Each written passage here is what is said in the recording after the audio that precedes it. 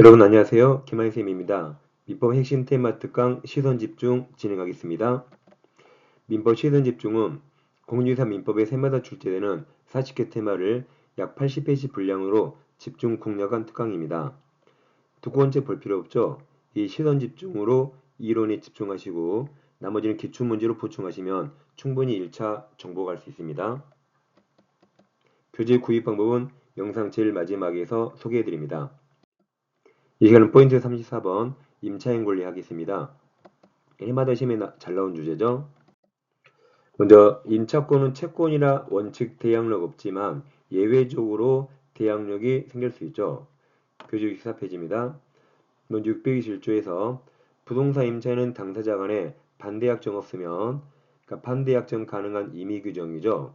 임대인에 대해서 그 임대차 등기 절차에 협력을 청구할 수 있습니다. 이양 부동산 임대차를 등기한 때는 그때부터 다음 가로쳐 보세요. 제3자에 대하여 효력이 생긴다. 이게 대항력이죠.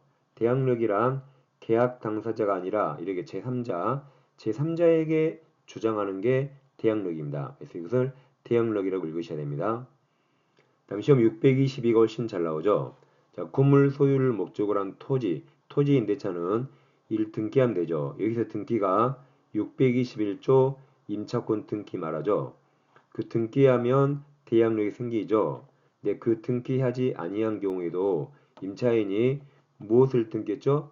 지상, 건물을 등기한 때 제3자에 대하여 무슨 임대차예요? 토지 임대차 효력이 생깁니다. 이게 토지여서 토지 임대차입니다. 이 제3자에 대해서 효력이 생긴다가 대항력이죠. 분명히 토지 임대차인데 건물이 등기하면 그 토지 임대차가 대항력이 생깁니다. 무슨 말인지 사례 들어보겠습니다. 갑에게 나대지가 있는데 우리 임대차 있습니다. 건물 지으려고 20년 했어요. 그리고 우리 지당이 건물 지었어요. 토지는 갑 소유고 건물 울 소유인데 이후 갑이 병에게 토지를 팔고 소유권 등기를 넘기면 토지 소유자가 갑에서 병으로 받겠습니다. 자, 그럼 병은 을에게 철거 청구할 수 있을까요? 할 수 있습니다. 우리 임대차 등기 안 했죠? 이 대항력 없죠? 그럼 20년은 갑과 있기 때문에 갑에게만 20년을 주장할 수 있고 병간 적 없죠? 병에게 20년을 주장할 수 없습니다. 이게 대항력 없답니다. 자, 잘 들어보세요. 을은이 계약 누구랑 했죠? 갑과 했죠. 그럼 갑에게 20년 주장할 수 있습니다.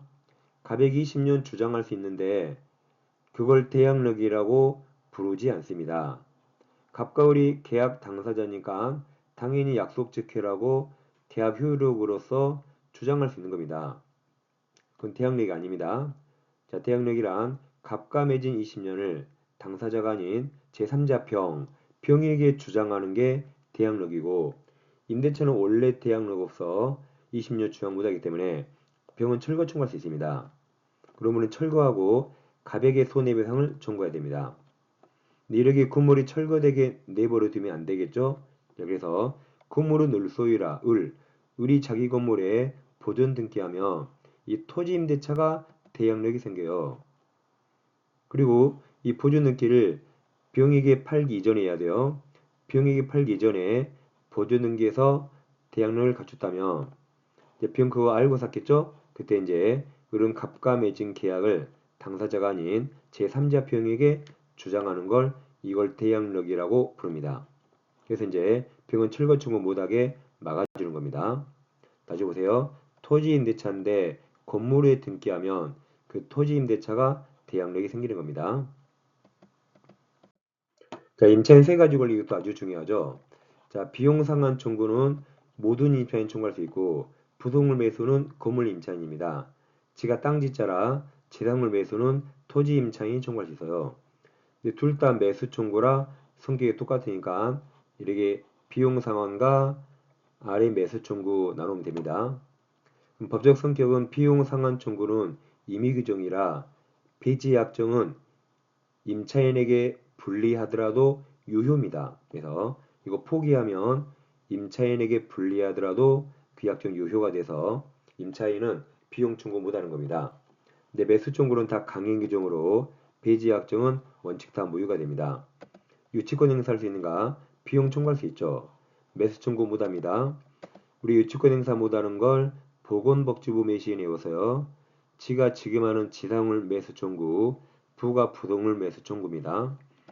다음 채무불이행, 월세 2달 밀리면 쫓겨나죠. 월세 2달 밀려 쫓겨나는데 비용을 지출했다면 쫓겨날 때 비용 청구할 수 있을까요? 우리가 비용 뭐 외웠잖아요. 점유권에서 비용 뭐 외웠죠? 도둑놈도 청구할 수 있다. 할 수 있습니다. 할 수 있어요. 이 매수 청구를 못합니다. 일시사용이 명백한 임차인이 비용 들였어요. 그럼 나갈 때 비용 청구할 수 있을까요? 생각하지 마세요. 비용은 도둑놈도 청구할 수 있다. 할 수 있습니다. 매수 청구를 못하는 거죠. 행사기간은 임대인에게 목조문을 돌려주기 여기는 6개월 내에 행사되는데 여긴 특별한 규정 없습니다. 이렇게 두 개는 서로 완전히 다르고 얘들이 기본으로 시험에 가장 잘 나오고 여러분 교재에도 이 내용이 다 흩어져 다 써 있습니다. 그걸 제가 다 모아둔 겁니다. 먼저 626조 필요비 유익비 비용 상한 보겠고 임의 규정입니다. 이랑 임차인이 임차물 보조에 관한 필요비 지출한 때 임대인에 대하여 이건 지출한 즉시 그 상환 돌려달라고 청구할 수 있습니다.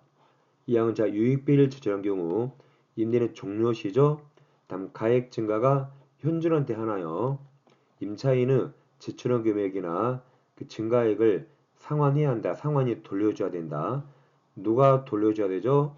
임대인이 돌려줘야 되죠. 반대해서 가면 임차인은 청구할 수 있다는 말이죠. 이 경우 유익비는 법원이 임대인 청구에 의하여 상당한 상환 기간을 허여 유예할 수 있습니다. 예를 들어 6개월 유예하면 변제기간 늘어나서 그때는 유치권 행사도 못하는 거죠. 여러분 필요비 유익비는 꼭 들어야 할 돈이죠. 하수구가 막혔다, 보일러 고장났다 꼭 고쳐야 되죠. 필요비는 지출한 즉시 청구하고 여기 가액 증가가 현존할 필요 없이 청구할 수 있습니다. 근데 유익비는 지출한 즉시가 아니라 임대차가 끝나야 돼요. 끝났을 때 가액 증가가 현존해야 됩니다. 이때 청구합니다. 자, 예를 들어서 한 20년 된 건물 임대차예요. 건물이 오래돼서 화장실 가치가 거의 0원이에요. 화장실 가치 거의 0원. 거의 빵원인데 임차인이 화장실 리모델링해서 3천만 원 들였어요. 3천만 원. 3천만 원 들였죠? 3천만 원 들이고 3년 임대차에서요. 3년 지나니까 이 3천이 감가돼서 2천 가치로 깎였네요. 그래도 가액 증가 있나요? 있죠. 원래 빵원에서 3년 지나도 2천만큼 가액 증가 있잖아요. 이게 여기 파란색 가액 증가가 현존하죠? 그때 임차인의 지출한 금액이 3천만 원, 현재 증가된 가치 2천만 원 이걸 상환하는 거죠. 그럼 임대인이 2천만 원을 주겠죠. 임대인이 받아갈 때 화장실 가치는 이제 2천만 원입니다. 근데 만약에 화장실 가치가 빵원인데 리모델링이 3천만 원 들었거든요. 그리고 15년 임대차였어요. 15년 임대차에서 15년 지나니까 이게 다시 가치가 빵원이 되다. 빵원. 0원이 되면 그러면 종료시 가액 증가가 있나요? 없잖아요. 빵원이니까. 그때는 유익비 청구 못하는 겁니다. 이렇게 필요유익비 잘 비교하세요. 그래서 이렇게 비용 상한은 이제 임의 규정으로 대표적인 얘기가 임대차 끝나면 임차인 목적물을 원상회복이나 원상복구 정하면 비용 달러 못하죠. 그럼 돈 달러 못하기 때문에 유치권 행사할 수 없다라고 유치권에서 이미 공부했던 내용이죠. 임의 규정 아주 중요합니다. 다음 부동물 매수는 건물 임차인 행사입니다. 부동물은 독립성이 있어야 돼요. 부합물이 독립성이 없습니다. 부속물은 독립성이 있기 때문에 기존 건물의 구성 부분이나 일부가 되면 기존 건물에 부합됐거든요. 독립성 없기 때문에 매수 청구 못합니다. 다음 부속물은 여기 건물 자체에 객관적인 편익이 있어야 돼요. 객관적인 편익이 있어야 되기 때문에 오로지 임차인의 특수 목적이만 필요하면 매수 청구 못합니다. 그래서 외우세요. 속독편. 우리 책 속도가죠? 속독편 하시면 되겠습니다. 먼저 법조문 1항. 건물 기타 공작물 임차인이죠. 토지 X. 토지 임차인은 지상을 매수한다 그랬죠. 여기서 건물 임차인이 그 사용 편입을 해서 임대인 동의죠. 임대인 동의 얻어서 이 부속한 물건이 있는데 임대 종료 시 임대인에게 그 부속물 매수하라고 청구할 수 있고, 이 항에서 임대인으로부터 매수한 부속물도 똑같이 매수 청구할 수 있습니다. 그러니까 임대인 동의 얻었거나 임대인에게 매수 둘 중 하나가 있어야 됩니다. 자, 사례로 봐요. 갑토지에 갑건물이 있는데 건물을 우리에게 임대차에서 우리 건물을 사용하다가 을돈으로 파란색을 설치해서요. 이 파란색은 왼쪽 주황색이 기존 건물이죠. 기존 건물과 독립성이 없거나 있거나 둘 중 하나입니다. 독립성 없다면 왼쪽에 부합된 거예요. 왼쪽에 부합돼서 전부 갑소유가 됩니다. 근데 을돈 들였는데 이게 갑소유가 됐네요. 그럼 우리는 나갈 때 유익비 같은 비용 청구받고 나갈 수 있고, 이건 아까 이미 규정했습니다. 근데 이번엔 반면에 파란색이 왼쪽 기존 건물과 독립성이 있어요. 그럼 을돈 들여서 을소유가 됩니다. 임대차가 끝나면 을은 원래 이거 뜯어야 돼요. 을 자기 거니까 뜯어야 할 의무가 있습니다. 즉 원상회복해야 돼요.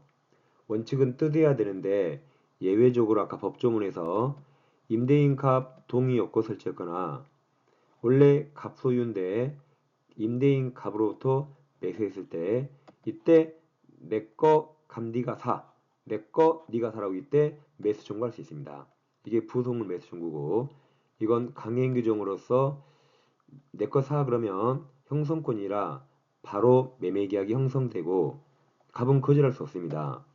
그러니까 매수 청구는 강행 규정으로서 배제 약정은 임차인에게 분리해서 원칙 무효가 됩니다.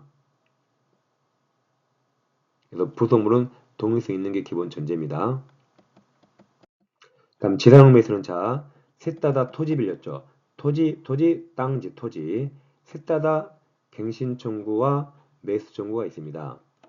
이제 갑소유 토지를 우리 임대차 있습니다. 우리 지상에 딱 찜질방을 지었어요. 그럼 토지는 갑소유, 찜질방 을소유인데 임대차 기간이 끝났네요. 기간 끝나면 을은 나대지를 빌렸기 때문에 원칙으로는 건물을 철거하고 나대지로 원상회복해야 됩니다. 원칙은 건물 철거해야 돼요. 근데 예외적으로 기간이 끝났는데 건물이 멀쩡히 현존합니다. 그럼 철거하기 아깝잖아요.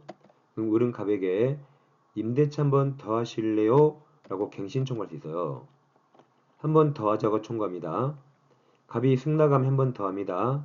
근데 갑이 노후 거절하면 그때 그래? 그럼 내 건물 갑 네가 사라고 그때 매수 청구할 수 있고, 이건 형성권으로서 거절 못합니다.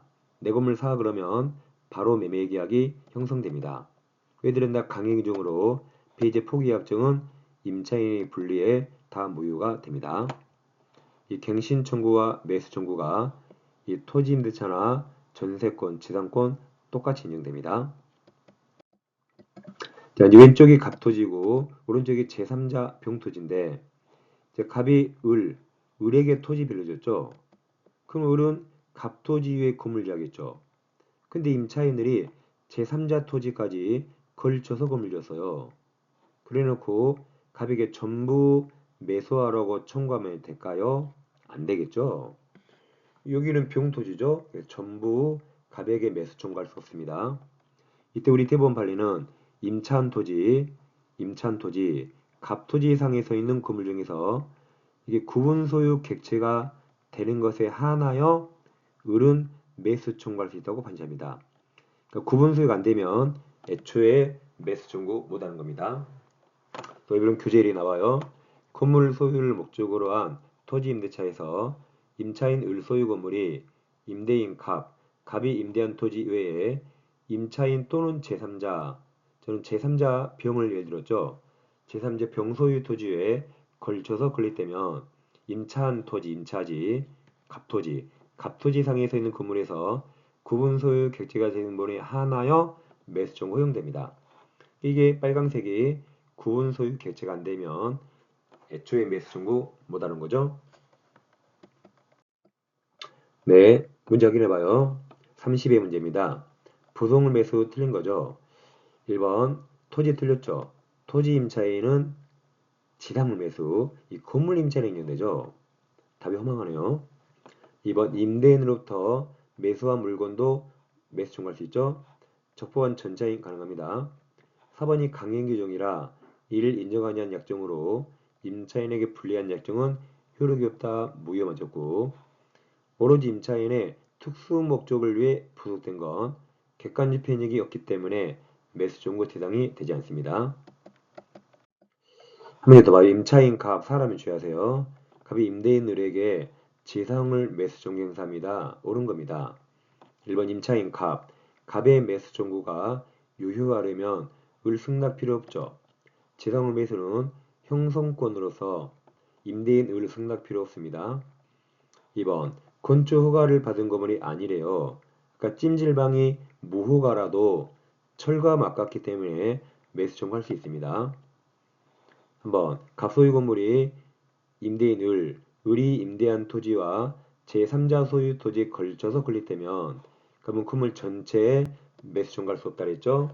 임차한 토지에서 거기 건물 중에서 구분 소유 객체가 되는 것에 한하여 매수 청구할 수 있습니다. 4번 채무불이행 나오면 저기 때 매수 청구할 수 없다 그랬어요. 4번이 정답이고, 5번 갑은 매수 청구 행사에 앞서 계약갱신 청구 해야 되죠. 갱신 청구 해야 됩니다. 그리고 거절당할 때 매수 청구하는 거죠. 정답은 4번입니다. 네, 실현유증 구입하실 분은 다음 사항은 참고해 주세요. 가격은 2만원이고 아래 계좌번호 입금하시고 핸드폰 문자로 4가지 정확히 적어주세요. 합격자 명단 미리 작성해 주시고 핸드폰 번호, 도로명 주소, 교재 이름도 정확히 적어주세요. 이 민법 실현유증과 기출문제 같이 보시면 충분히 합격하고 남습니다. 저는 다음 시간에 뵙겠습니다. 감사합니다.